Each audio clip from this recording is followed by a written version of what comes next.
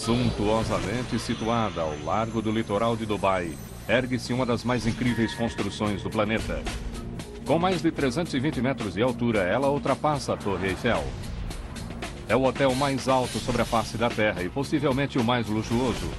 Uma estrutura projetada para impressionar. Seu nome significa Torre Árabe. Esse é o Burj Al Arab.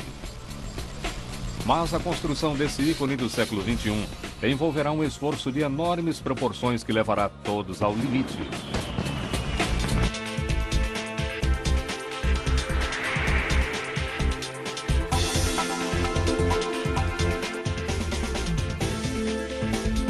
Obras incríveis, Palácio de Sonhos em Dubai. 1994, tem início a construção do hotel que deverá ser o mais alto e luxuoso do mundo. A pressão começa já no primeiro dia. Observados pelo mundo, todos nesse projeto farão o possível para não desapontar esse cliente tão especial. O Sheikh Mohammed bin Rashid Al Maktoum, o príncipe coroado de Dubai, é o visionário por trás dessa incrível construção.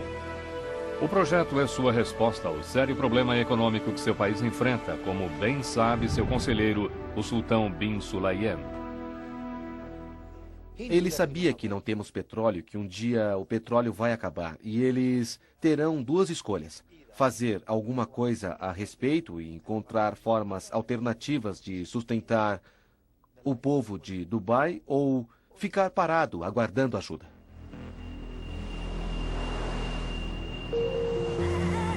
Apenas 50 anos atrás, Dubai era um lugar atrasado, habitado por caçadores de pérolas, mercadores e beduínos. Então, nos anos 60, os exploradores descobriram o petróleo. A súbita injeção de bilhões de petrodólares transformou o país. Mas geólogos preveem que o boom do petróleo irá chegar ao fim em 2016. Quando os poços secarem, a boa vida poderá terminar tão rapidamente quanto começou. A resposta para a sobrevivência econômica de Dubai está em sua geografia. Esse minúsculo emirado, cuja área é 2 vezes menor que a área da cidade de Londres, fica no distante Golfo Pérsico. Mas Dubai tem 3 trunfos inexplorados: sol, areia e mar. Enfrentando um futuro desaquecimento econômico, o Sheikh Mohammed toma uma importante decisão. Ele irá transformar seu país em um dos destinos de férias mais exclusivos do mundo, um playground para os ricos no litoral do Golfo Pérsico. O chefe precisa de algo luxuoso para lançar seu país no mundo do turismo sofisticado. Especula-se que ele tenha gasto mais de $1 bilhão no hotel mais alto e mais suntuoso do mundo, com uma reputação singular de 7 estrelas, o Burj Al Arab.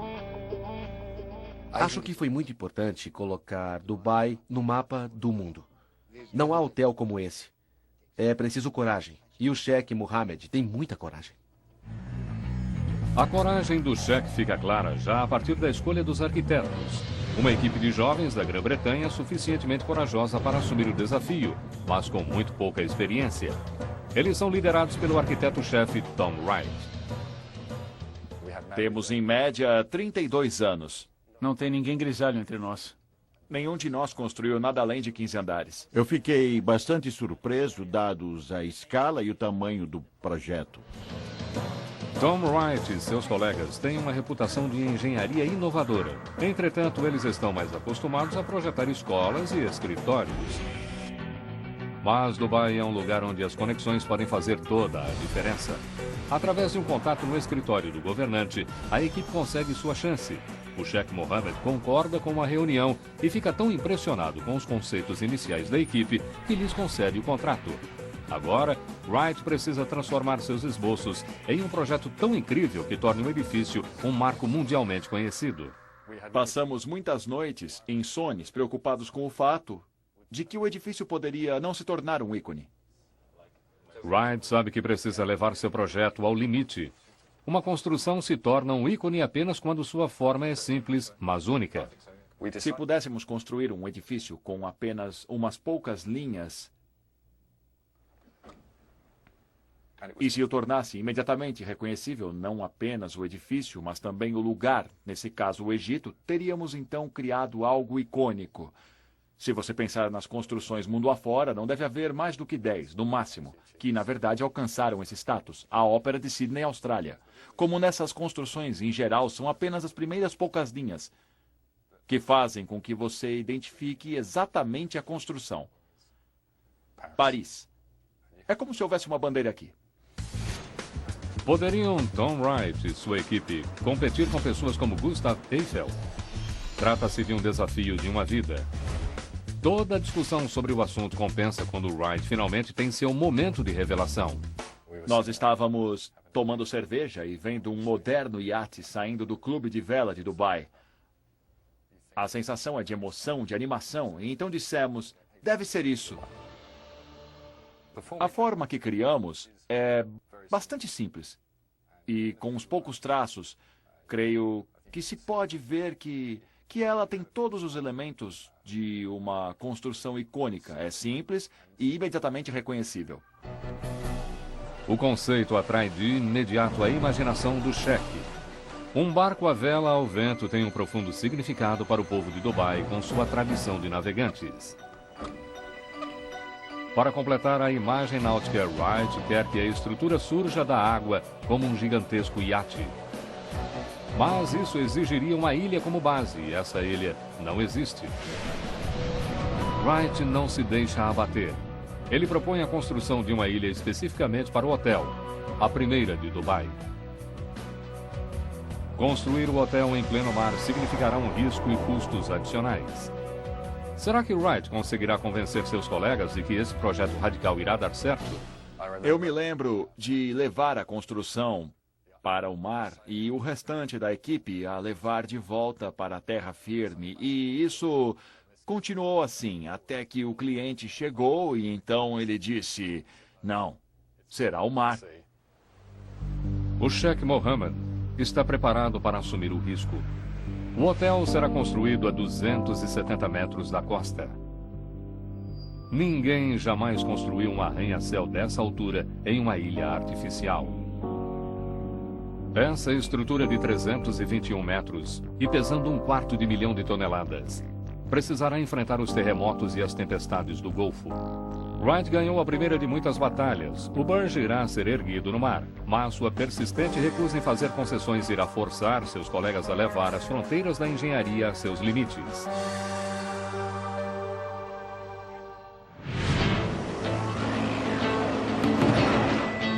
No início de 1995, a equipe de construção começa a trabalhar arduamente na primeira fase, a construção de uma ilha. Entretanto, os inexperientes arquitetos estão prestes a ter uma amostra das condições extremas do clima em Dubai.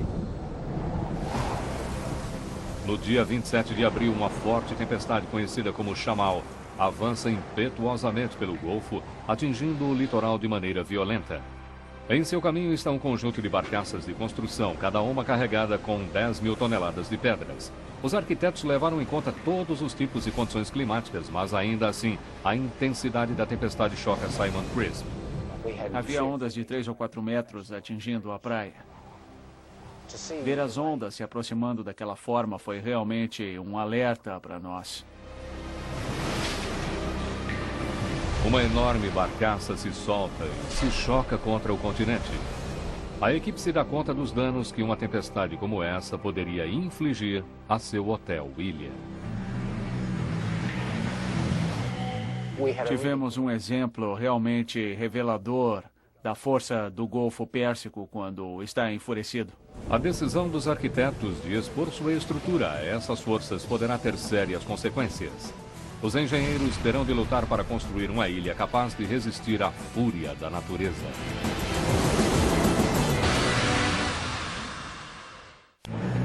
A construção da ilha artificial para o hotel mais alto do mundo chegou a um estágio crítico apenas 5 meses depois de iniciada.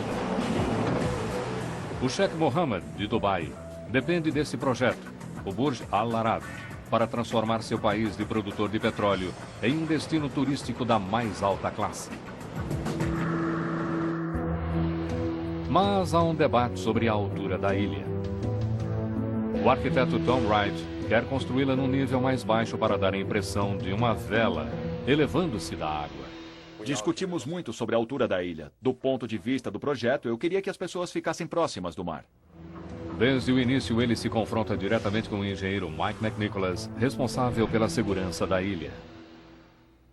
Então queria que a ilha fosse o mais baixa possível, ligeiramente acima da superfície do mar. Eu, por outro lado, eu precisava pensar na segurança da ilha. O maior receio de McNicholas era de que as ondas quebrando sobre a ilha pudessem danificar o hotel ou até mesmo arrastar hóspedes para o mar. No início, os engenheiros planejam construir a ilha usando pedras. Elas estão disponíveis no local e trata-se de uma tecnologia já comprovada. Mas Wright rejeita a ideia. Uma ilha de pedras teria de ser grande demais para repelir o mar com segurança. Para manter a ilha baixa, McNicholas tenta usar blocos de concreto inovadores, projetados para reduzir o impacto das ondas. Mas ninguém no Golfo usou esses blocos antes. Tive de insistir para que fizéssemos esse teste no tanque. Era a única maneira de termos certeza de que a ilha seria segura. Os testes reproduzem a força das ondas mais altas que podem ocorrer uma vez a cada 100 anos e as fazem atingir uma série de modelos configurados de formas diferentes. 3 semanas de testes provam que os blocos ocos irão funcionar. A equipe de construção ergue a ilha com íngremes declives de pedra e então os cobre com uma armação de concreto para absorver a força das ondas. Esses blocos engenhosos funcionarão como uma esponja. Quando as ondas os atingem, a água passa por dentro do espaço e dá a volta sobre si mesma. A força é bastante dissipada. Com a ajuda dos engenheiros, o arquiteto Tom Wright ganhou sua batalha por uma ilha segura a apenas 7,5 metros acima das ondas. A equipe começa agora a segunda etapa da construção. No centro da ilha, os trabalhadores inserem enormes cabos de aço no solo, a uma profundidade de 20 metros. Isso cria uma parede triangular de aço conhecida como ensecadeira, que será a parte exterior da base do hotel quando eles retirarem a areia do lado de dentro. Mas a remoção da areia pode ser perigosa. Aquilo foi um verdadeiro desafio para nós e nos deixou sem dormir noite e dia, 7 dias por semana. Como impedir a água do mar de entrar na estrutura? Como impedir que a água do mar vinda de baixo penetrasse ao redor da estrutura, inundando-a? O peso do mar é uma enorme força em seu leito. Essa pressão força a água através da areia e ameaça inundar a ilha artificial por baixo. Para manter o mar do lado de fora, McNicholas injeta cimento líquido na areia a fim de selar sua parede de aço a partir da parte de baixo. Mas à medida que a areia é retirada para formar a base, o peso para conter a força do mar é cada vez menor. A vedação de cimento será testada ao limite. Na pior das hipóteses, a pressão provocada pelo movimento daquela água poderia estourar todo o fundo da escavação como uma rolha de garrafa de champanhe. Se os cálculos de McNicholas estiverem errados, a escavação poderia encher-se de água, matando centenas de trabalhadores. Mas ele se atém a seu projeto. Com a vedação de cimento no lugar, tem início a remoção da areia. Como responsável pelo projeto, ele não irá deixar que os trabalhadores enfrentem os riscos sozinhos. Eu sentia que eu precisava ser um dos primeiros homens lá embaixo, no fundo da escavação, olhando para cima 10 metros de onde eu estava, ciente de que cada lado dessa ensecadeira sofre a pressão de 7.500 toneladas de água do mar. Quando testadas, tanto a parede quanto a vedação aguentaram. Provavelmente um dos momentos de maior orgulho de minha carreira foi estar ali naquela escavação, olhando ao redor e vendo a parede de aço e pensando que estávamos contendo o mar. Meu projeto havia funcionado. Novembro de 1995.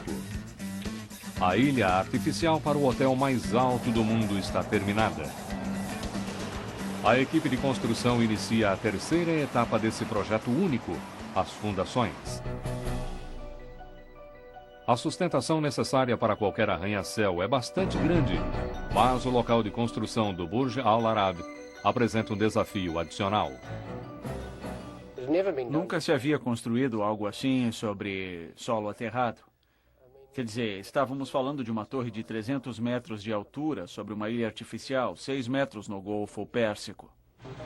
Os problemas se multiplicam quando os resultados dos primeiros testes do CERN revelam más notícias. A equipe buscando um leito de rocha firme perfurou até as profundezas do leito do mar, mas nem mesmo a 180 metros abaixo havia rocha sólida. Isso dificultará muito o trabalho, mas os arquitetos continuam desafiantes. Uma pessoa comum acharia que somos loucos construindo algo assim sobre areia, ainda mais na água. De que forma essa estrutura de 300 metros irá suportar terremotos e ventos de quase 150 km por hora, quando suas fundações dependem de nada mais sólido do que areia? Em uma ilha artificial, a 270 metros ao largo da costa de Dubai, os trabalhadores estão preparando o solo para a construção do maior hotel do mundo, o Burj Al Arab. Mas não há leito de rocha firme sob o local para sustentar as fundações para um arranha-céu. Os arquitetos têm um plano. Eles querem sustentar o Burj usando estacas de sustentação de concreto reforçadas com aço, colocadas em perfurações a uma grande profundidade na areia. E o que impedirá que toda a estrutura simplesmente afunde? Eles estão se valendo do chamado atrito superficial, a resistência que impede a fricção entre duas superfícies duras. Atrito superficial aqui significa o contato entre a areia e a superfície da estaca. Quanto mais longa a estaca, mais profundamente ela penetra no solo e maior aquele efeito. Vou demonstrar isso agora batendo nela. Vocês verão que ela começa a afundar rapidamente com os primeiros impactos. E agora começa a ficar um pouco mais difícil. Embora eu não esteja usando mais ou menos força nas batidas, o atrito superficial está começando a acontecer. Quando a fricção entre a estaca e a areia a seu redor fica igual à carga do martelo, a estaca para. Mas o projeto de Crisp só irá sustentar o Burj se a areia for compactada o suficiente para criar resistência ao redor das colunas do edifício. Os encarregados da perfuração empacotam amostras de areia em contêineres lacrados e as enviam para serem analisadas. Se os resultados mostrarem que a areia é solta demais, então a sustentação nas colunas que ancoram o edifício poderá não aguentar. A geografia de Dubai é motivo de preocupação para todos. Dubai está próxima de uma grande falha geográfica. Por isso, essa mega estrutura poderá estar sujeita a terremotos. Em junho de 1964, um terremoto de magnitude 7,5 atinge Niigata, ao norte do Japão. Como os edifícios nessa área estavam construídos sobre aluvião arenoso, os terremotos derrubaram prédios e apartamentos inteiros. Não se trata de um desmoronamento comum, provocado por terremoto, mas de um fenômeno devastador conhecido como liquefação. À medida que grãos de areia soltas são sacudidos, eles vão preenchendo qualquer bolsão de ar e vão se compactando, ocupando menos espaço. O solo deixa de se comportar como terra sólida e age como um líquido. Sobre a areia que se desloca, qualquer construção poderá simplesmente vir abaixo. Quando chegam os resultados dos testes da perfuração, as notícias são boas. Nas profundezas do local escavado, eles encontram areia compactada e calcificada. A liquefação não é uma ameaça. Mas as fundações serão suficientemente profundas para que o atrito superficial as sustente? Não iríamos nos arriscar e por isso aumentamos as colunas em mais 8 metros. Crisp especifica fundações 20% mais profundas do que havia sido originalmente planejado. Essas 250 colunas de concreto têm um comprimento combinado de mais de 10 quilômetros, 35 vezes a altura do hotel que irão sustentar.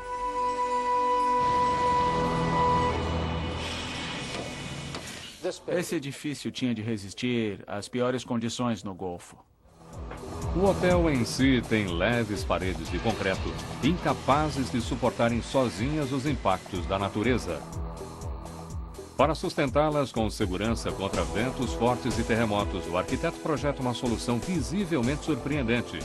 Uma gigantesca estrutura de aço do lado de fora do edifício principal, conhecida como exoesqueleto. Uma série de grandes armações diagonais liga 2 imensos arcos de aço ao centro de concreto na parte de trás do edifício. O projeto de Wright tornará o edifício singular. Mas essas gigantescas armações diagonais serão um problema para Anthony McCarter, o engenheiro que terá de fazê-las funcionar. Aquelas armações significaram 4 meses de dores de cabeça, noites insones, preocupações e ansiedade. Elas precisam ser incrivelmente fortes para manter o exoesqueleto no lugar. Mas a estética é igualmente vital. Era crucial que essas diagonais fossem muito elegantes e também bonitas, uma vez que ficariam visíveis. Esse edifício precisa surpreender o mundo e fazer de Dubai um destino obrigatório. Wright não pretende fazer concessões. Eu costumava procurar o Tom como opção atrás da outra e me lembro de uma ocasião em que eu lhe apresentei várias opções e ele dizia sempre, não está bom, não está bom, não está bom. McCarter acaba encontrando uma forma que funciona em termos estruturais e que é elegante o bastante para atender ao que Wright esperava. Mas isso, por sua vez, causa grandes dores de cabeça para Malcolm Murphy, o empreiteiro-chefe. Tudo bem que os arquitetos façam belos projetos, mas nós temos de construí-los. Ele encontra uma fábrica a apenas 15 quilômetros do local da construção, onde essas enormes diagonais poderão ser soldadas. Cada uma delas é mais longa do que um Airbus A380 Super Jumbo e mais pesada do que 20 ônibus de 2 andares. Soldar essas formas complexas na fábrica é a parte fácil. Transportá-las até o local, não. Com cada armação pesando 165 toneladas e chegando a assombrosos 85 metros de comprimento, não se trata de uma tarefa fácil. Os desafios que enfrentamos foram inacreditáveis. Ninguém havia transportado alguma coisa desse tamanho em Dubai, mas Murphy não se deixará abater. Ele traz um dos maiores transportadores de carga pesada, um veículo com 80 rodas. O veículo faz uma viagem lenta até o local da construção, com uma média de 6 km por hora. A polícia precisa interditar estradas e remover os faróis de trânsito para permitir a passagem desse comboio. Quando eles finalmente chegam ao local, os empreiteiros enfrentam seu próximo obstáculo. Agora, essa imensa peça de 165 toneladas precisa ser levantada e colocada no lugar. Os arquitetos se recusam a nos deixar erguer essa estrutura e colocá-la em seu lugar, parte por parte. Eles dizem, não vou permitir que vocês soldem lá em cima. É preciso encontrar uma maneira de erguer a armação por inteiro, até uma altura de 200 metros, 2 vezes a altura da Estátua da Liberdade. Tivemos de pensar numa forma de erguer aquela peça gigantesca inteira. Tínhamos 3 guindastes enormes, mas nem eles eram o suficiente para erguer as armações diagonais. Murphy precisa procurar mais além para encontrar uma solução. Assim, ele acaba trazendo um mecanismo elevador especial de Singapura. A equipe utiliza guinchos como aqueles usados em poços de perfuração em alto mar em altas estruturas em cantilever a 15 metros do edifício. Cabos com uma força de resistência à ruptura de 225 toneladas são fixados nas extremidades da armação. Posso dizer que estávamos realmente muito nervosos na manhã em que erguemos a primeira. 30 ou 40 homens estavam sem dormir aquela semana, se preparando para a primeira elevação. Os 2 guinchos enormes suportam o peso e então erguem cuidadosamente a armação diagonal aos poucos na lateral do edifício. Tudo caminha conforme o planejado. Murphy e sua equipe resolveram o dilema de como erguer a peça, mas essas armações apresentam um problema. Elas precisam ser colocadas no lugar com a máxima precisão. Mas o clima de Dubai tem temperaturas que podem variar em até 14 graus em um único dia, e isso fará com que as armações se expandam e se contraiam de forma significativa. O problema é conhecido como expansão térmica. É o pesadelo de quem trabalha com aço. Trabalhar no deserto a 50 graus. O aço se expande no calor e se contrai quando está frio. Muito bem, pessoal. Vamos erguer. Vamos aquecer o aço para dar uma ideia da temperatura com a qual estávamos trabalhando no deserto. O calor faz com que as moléculas de aço se movam mais rapidamente e mais além. E esse tubo de 15 metros, na verdade, fica mais comprido. A diferença é visível. O que foi que eu disse? O aço se expande com o calor. As armações diagonais no Burj Al Arab podem se expandir e contrair até 5 centímetros em um período de 24 horas. Sem uma solução engenhosa, elas nunca se encaixarão na estrutura de forma precisa. Os engenheiros pensaram a respeito e os fabricantes da estrutura, os fabricantes de aço, os arquitetos, todos pensaram a respeito. E, na verdade, foi um dos arquitetos que surgiu com essa grande solução. Na estrutura, as cantoneiras de fixação têm uma arruela cuja abertura fica afastada do centro. Ela gira até que se alinha com a abertura na armação diagonal. Então, um pino de aço fundido de cerca de 30 centímetros de diâmetro é inserido através das duas aberturas, travando-as numa só peça. Esse engenhoso dispositivo dá à equipe os 5 centímetros vitais que eles precisam para a instalação e a armação está agora em segurança no lugar. Quando conseguimos o encaixe, foi um estouro de rolhas de garrafas de champanhe inacreditável. Mas o tempo para a comemoração é pouco e precioso. Os primeiros convidados VIP chegarão antes do milênio. Isso dá à equipe menos de 36 meses para completar todo o projeto. A ideia do Sheikh Mohammed para o Burj Al Arab é que ele deveria estar pronto ontem.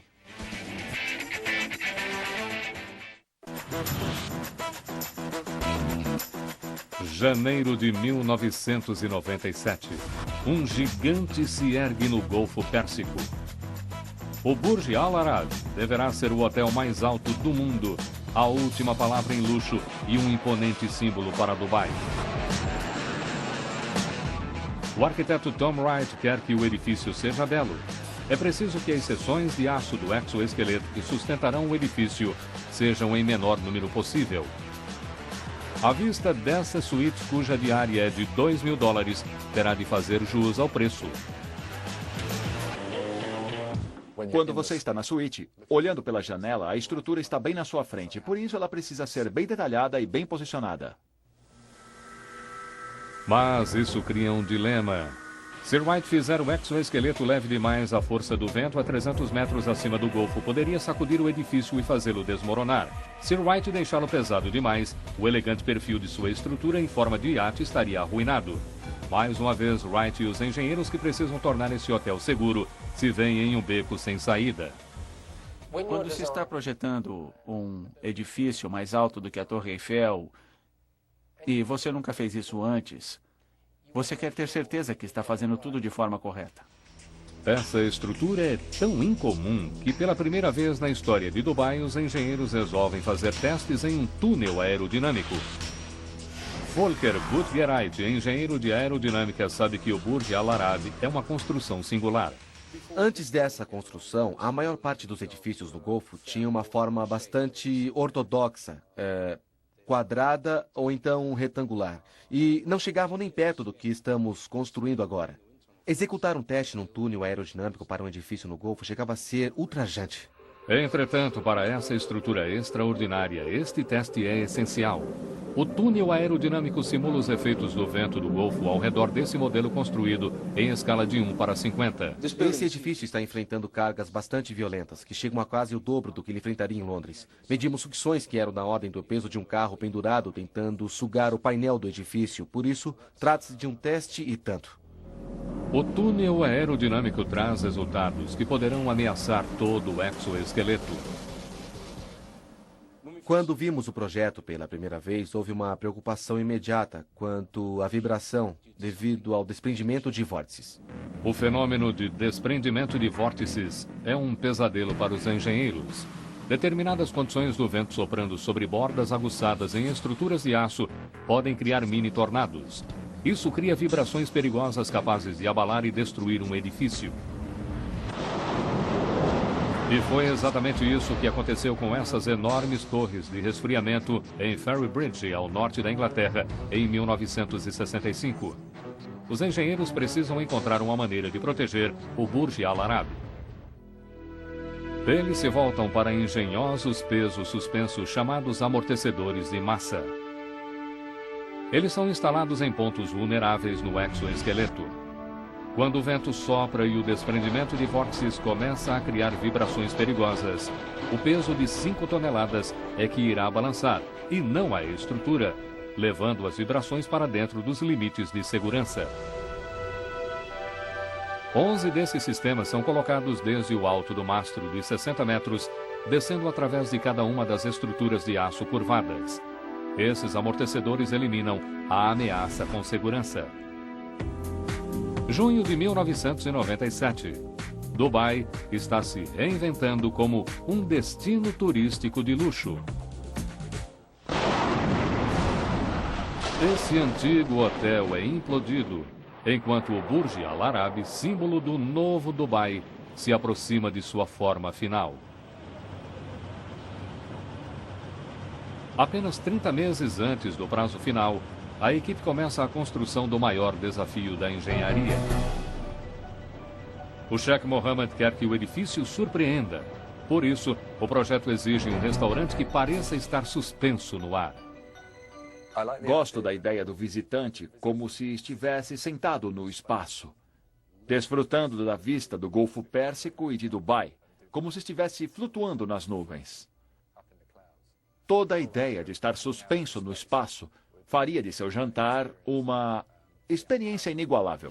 O Al Muntaha, ou máximo em restaurante com visão do alto, estará a 200 metros acima do mar, projetando-se a quase 27 metros em ambos os lados, a partir do estreito núcleo central do edifício. Mais uma vez, Wright lança um desafio a um engenheiro de estruturas Anthony McCarter. Será que ele conseguiria manter essa estrutura excêntrica em forma de asa, sem qualquer tipo de sustentação visível?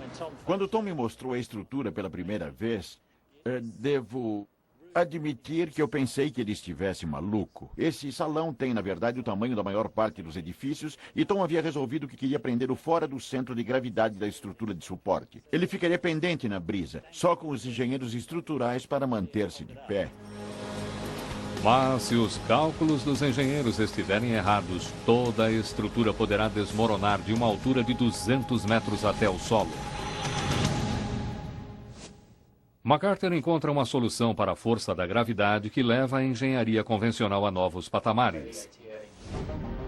No centro de concreto, na parte de trás do edifício, ele coloca uma série de suportes de aço conhecidos como encaixes. 10 enormes vigas de aço saem dos encaixes até alcançarem 1,60 m de altura. Essas vigas formam a base do rígido piso de aço. O exterior, em forma de asa, pode ser anexado a ela, e então todo o restaurante é revestido de alumínio e vidro. Essa estrutura que desafia a gravidade irá suportar ventos de quase 160 km por hora. É um triunfo da engenharia. Mas os engenheiros já utilizaram 4 de seus 6 anos de prazo. Ninguém pode se dar ao luxo de diminuir o ritmo. O programa foi ininterrupto e desafiador. 24 horas de trabalho, reuniões às 6 da manhã no local, todas as manhãs. Você vive, dorme, respira o edifício. O desafio era saber se conseguiríamos projetá-lo e concluí-lo dentro do prazo. O Burj Al Arab deve ser inaugurado a tempo para a comemoração do milênio daqui a apenas 2 anos. A mídia mundial acompanha a construção para ver se o hotel será a obra-prima prometida pelo cheque e se a equipe conseguirá completá-la dentro do prazo. A única maneira de terminá-la a tempo é começar a decoração interna bem antes da conclusão da parte externa. Em um lugar com clima temperado, isso não seria um problema. Mas a umidade em Dubai chega a 100% e as temperaturas podem chegar a abrasadores 49 graus. Essas condições simplesmente não permitirão que a equipe aplique acabamentos delicados como folhas de ouro, seda e madeira entalhada. Se começássemos a utilizar materiais suscetíveis à umidade, naquela etapa da construção, eles se esfacelariam. Para conseguir cumprir o prazo, os empreiteiros precisam condicionar o ar desse gigantesco edifício abaixando significativamente a temperatura. O primeiro passo é revestir o edifício, acrescentando a parede final, a icônica vela branca de Wright. Mas isso será difícil. Eles estendem seções de fibra de vidro entre enormes vigas horizontais. A superfície é pré-revestida com teflon para resistir à poeira e à areia. O resultado é mais um pioneirismo para o Burj, a maior parede de tecido do mundo. As propriedades refletoras da vela branca irão ajudar a manter a temperatura baixa. Mas os empreiteiros ainda precisam encontrar uma maneira de os caminhões entrarem no edifício sem que o calor do deserto entre também. A solução é instalar uma enorme câmara de compressão. O caminhão entra e depois para enquanto as portas se fecham atrás dele. Um segundo conjunto de portas então se abre e o veículo sai do edifício. Agora a câmara de compressão e a vela lacram o edifício. Mas o resfriamento de um lugar dessas dimensões durante sua construção poderia criar contratempos de grandes proporções. Essa estrutura singular ostenta agora o maior átrio do mundo, com impressionantes 180 metros de altura. Todo esse ar quente pode conter muito mais vapor de água do que ar frio. Se os engenheiros resfriarem muito depressa esse ambiente quente e úmido, eles poderão criar uma condensação incontrolável. Poderíamos ter uma nuvem de chuva formando-se no topo do átrio, causando enormes danos para o projeto interior. A única maneira de evitar nuvens de chuva irá custar um tempo precioso. Os empreiteiros se voltam para o gigantesco sistema de resfriamento e abaixam a temperatura interna constantemente, menos de 1 grau por dia. Dado o cronograma, isso é terrivelmente lento. Começamos a resfriar o edifício em junho de 1998. Em dezembro de 98, ele estava dentro do pretendido. Finalmente, a decoração do interior pode começar. Mas a busca por um designer capaz de criar interiores dignos de um cheque provoca ainda mais atrasos. Guan Xiu, que já trabalhou para o sultão de Brunei, sabe exatamente o que é preciso para satisfazer a realeza. É uma ótima notícia quando ela concorda em assumir a decoração do hotel mais luxuoso do planeta com suas 202 suítes suntuosas e seu átrio de 180 metros. Mas ela tem apenas 24 meses do projeto ao término para que esteja tudo pronto para os hóspedes que fizeram reservas para o milênio. Eu tinha um programa realmente muito apertado. Portanto, o que fizemos foi o que o escritório todo, todos os 50 projetistas fizeram. Deixaram tudo o que estavam fazendo e passaram a trabalhar unicamente no Burj Al Arab. Ela enfrenta não apenas um cronograma frenético. O cheque Mohammed espera que ela surpreenda o mundo. O cliente basicamente nos pedia que projetássemos alguma coisa que nunca fora antes projetada e que nunca viesse a ser projetada novamente. Guan Xiu e sua equipe fazem o que é possível e começam a produzir interiores que esperam venham a satisfazer a ambição do cheque. Mas à medida que se esforçam para cumprir o prazo, surge um outro problema ainda mais sério. O cheque quer oferecer aos hóspedes em suas suítes todos os dispositivos eletrônicos possíveis. Essa nova exigência poderá ter consequências perigosas. Um novo membro da equipe é posto subitamente sob enorme pressão. O engenheiro elétrico Rob Reels enfrenta o maior desafio de sua carreira. Foi feito um novo projeto, um projeto de interior totalmente novo, o que implicou, da noite para o dia, um aumento de quase 50% da carga elétrica do edifício. Os novos planos do cheque significam que cada suíte precisa de 14 kW.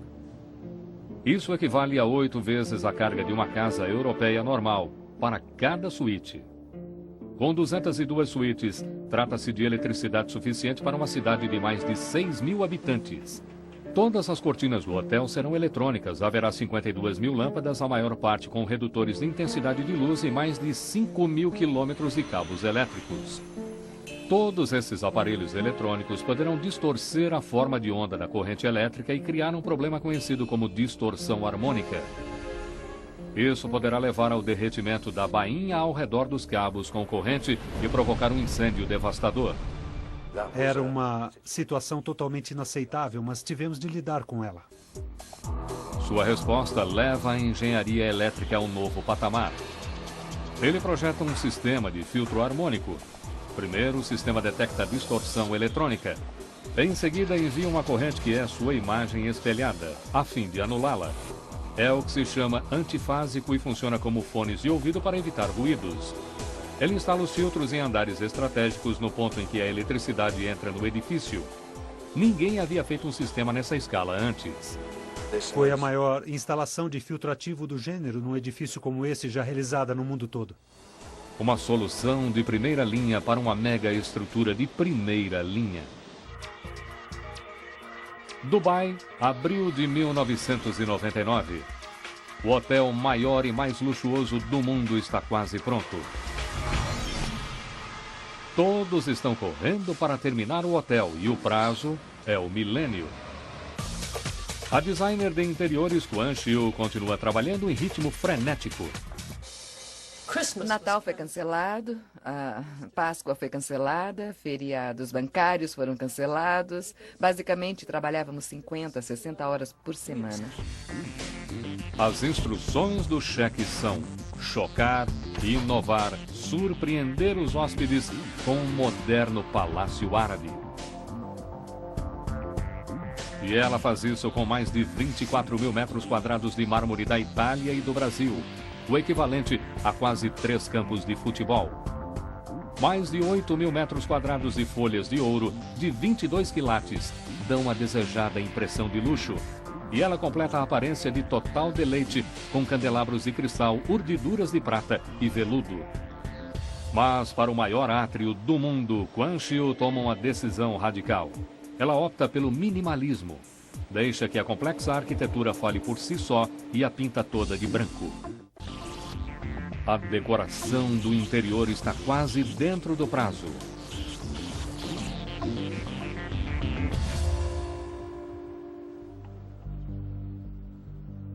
E então chega o momento da verdade. O Sheikh Mohammed irá examinar o trabalho e fazer sua avaliação.